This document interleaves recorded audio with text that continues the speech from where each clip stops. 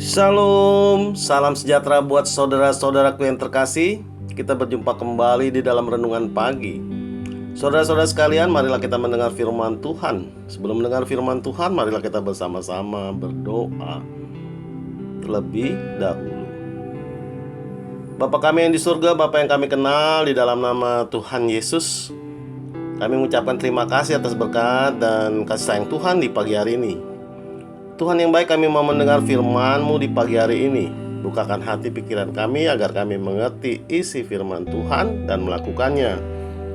Terimalah doa dan sembah kami ini di dalam nama Tuhan Yesus Kristus. Amin. Saudara-saudaraku yang terkasih, renungan pagi hari ini diambil dari kitab Roma pasal 8 ayat 1 dengan tema hidup oleh roh.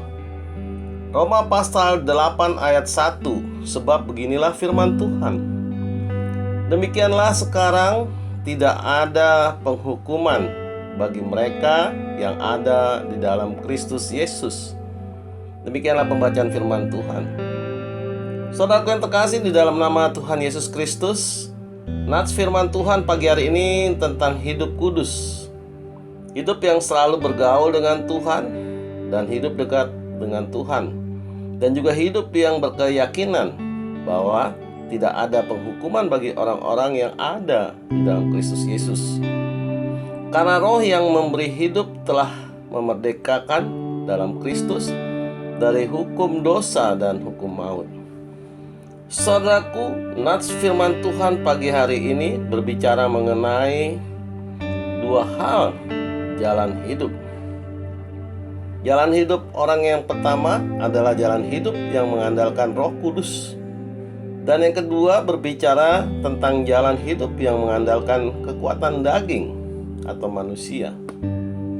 Dan Rasul Paulus menegaskan di dalam suratnya ke umat Tuhan di Roma bahwa orang yang hidupnya dipimpin oleh keinginan daging tidak akan mendapatkan bagian dalam Kristus. Berarti tidak berguna atau mati hidupnya. Kita lihat Rasul Paulus adalah contohnya. Sebelumnya ia bernama Saulus, salah satu orang yang membunuh penganiaya orang-orang Kristen pada zaman awal kekristenan. Saulus atau Paulus itu adalah pembunuh karena ia hidup dalam pimpinan keinginan daging. Dan akhirnya Paulus diubah oleh Roh Kudus dan diperbaharui oleh Roh di dalam perjalanan menuju Damsyik.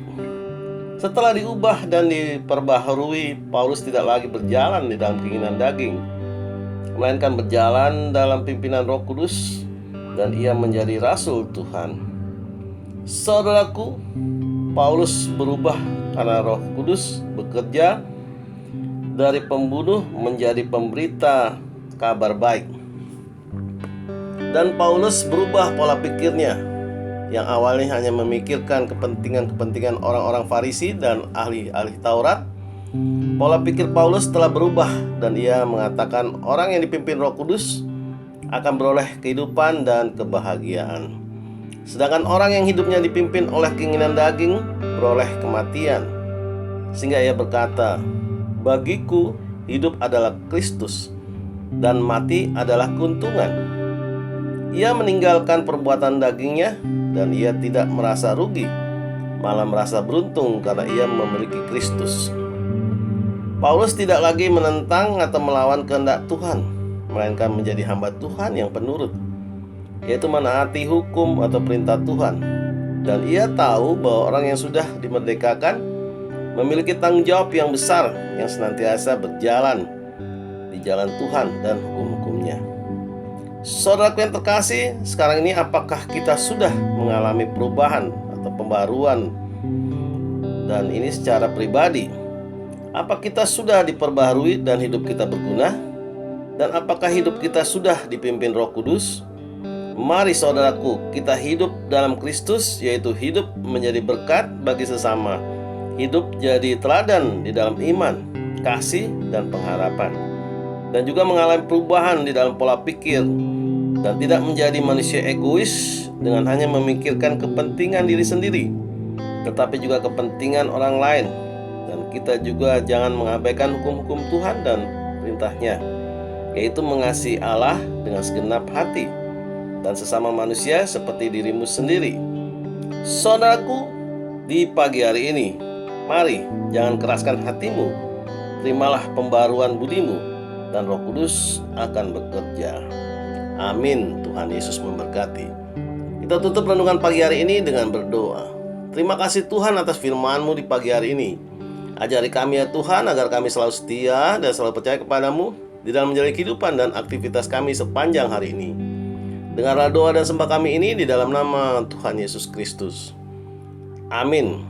Saudara-saudara yang terkasih, marilah kita selalu mengucapkan syukur di dalam hidup ini.